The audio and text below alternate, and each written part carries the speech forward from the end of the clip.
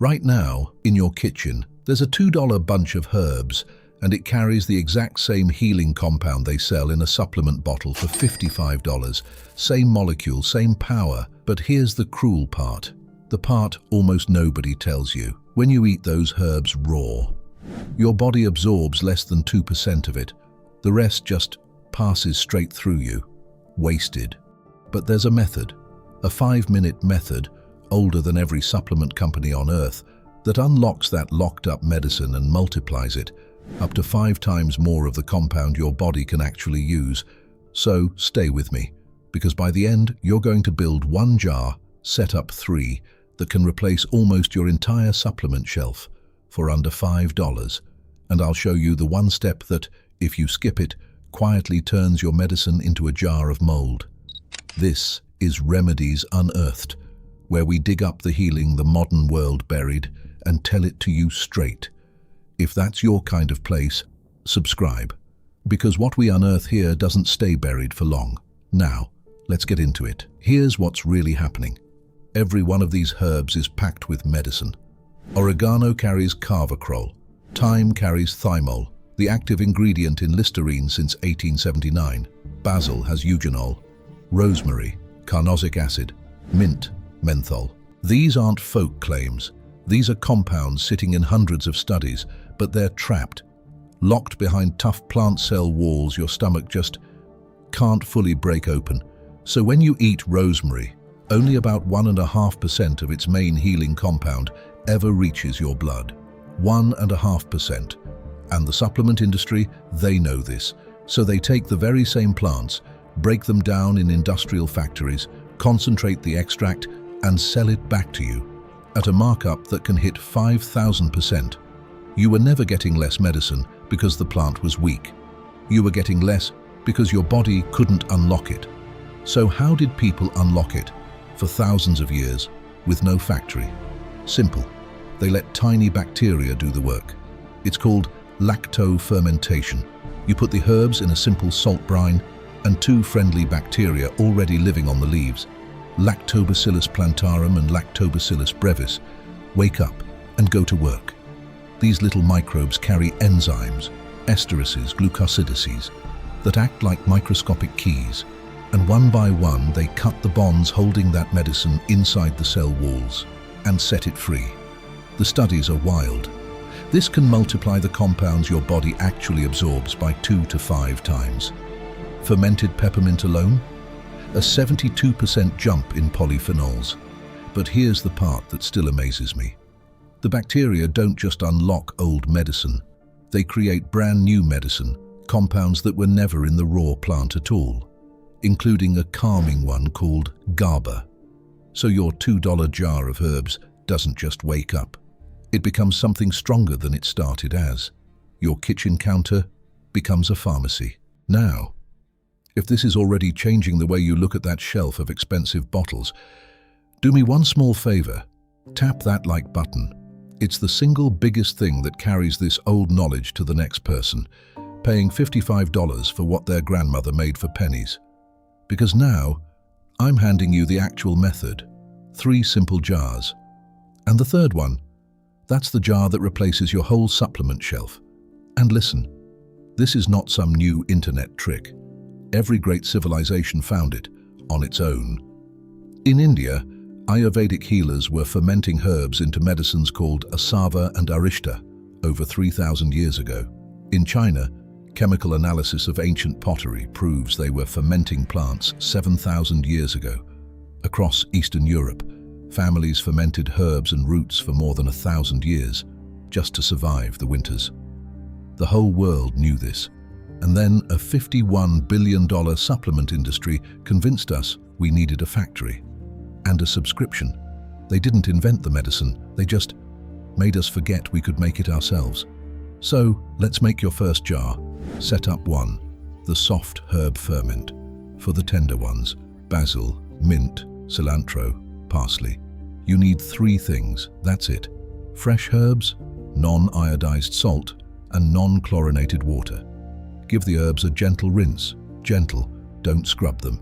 Because those wild bacteria we want, they're living right there on the leaves. Pack them into a clean jar. Now mix a 2% salt brine, that's about 20 grams of salt per liter of water, and pour it over until every herb is covered.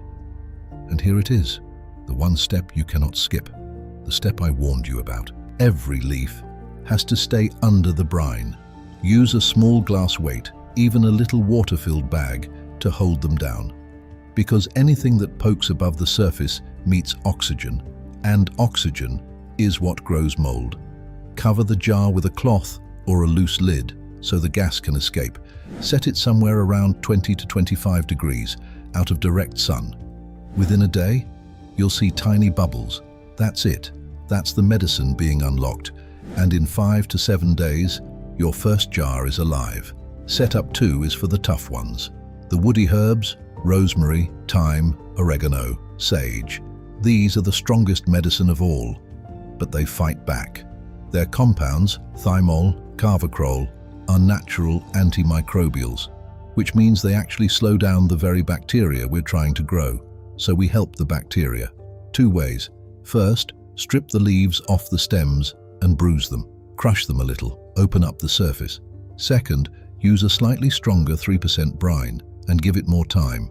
Where soft herbs finish in a week, these hardy ones want 2 to 4 weeks. So be patient, because what you get back is the most potent jar on this whole list.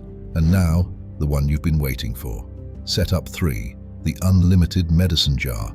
This is where you stop making single herbs and start making a full spectrum medicine. Into one large jar, you layer 6 of the powerhouses together: oregano, thyme, rosemary, basil, mint and sage, and if you want, a few cloves of garlic and a knuckle of ginger.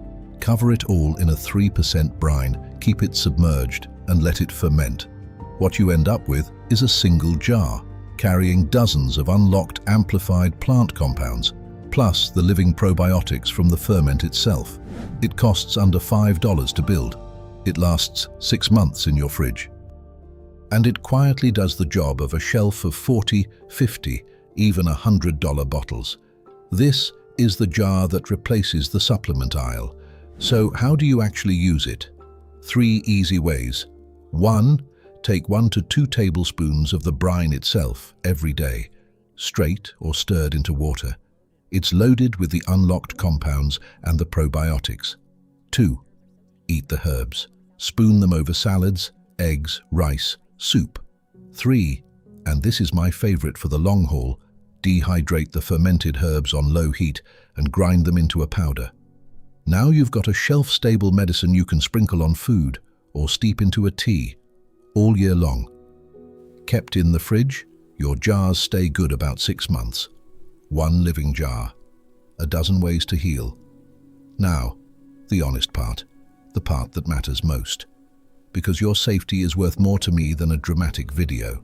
Fermented herbs are far more potent than raw ones, so treat them with respect and start small. Use only non-iodized salt and non-chlorinated water, because the wrong salt or chlorine will kill the good bacteria and let the bad ones win. Your brine needs to turn acidic, a pH below 4.6. That's the safety line. A cloudy brine and a sour, tangy smell, that's exactly what you want. But if you ever see fuzzy mold or it smells rotten instead of sour, don't taste it. Throw the whole jar out. And this is important. If you take blood thinners, immunosuppressants, or any medication that affects your gut, talk to your doctor first. And never use these to replace a medicine your doctor prescribed. Used wisely, this is one of the oldest and safest forms of medicine there is. So here's the truth we dug up today. The medicine was never really in the $55 bottle. It was in the $2 bunch of herbs, the whole time, just waiting for the same simple key our ancestors used for thousands of years. Your kitchen is the pharmacy, it always was. So tell me down in the comments, which jar are you making first? The soft herb, the hardy herb, or the unlimited medicine jar? Type the word jar if you're going to try this. I read every single one, and I've put together a free printable fermentation guide. All 3 setups, the exact salt ratios, and the safety checklist. The link's waiting for you right below this video. They knew. We forgot. Now you remember. This is Remedies Unearthed, and I'll see you at the next dig.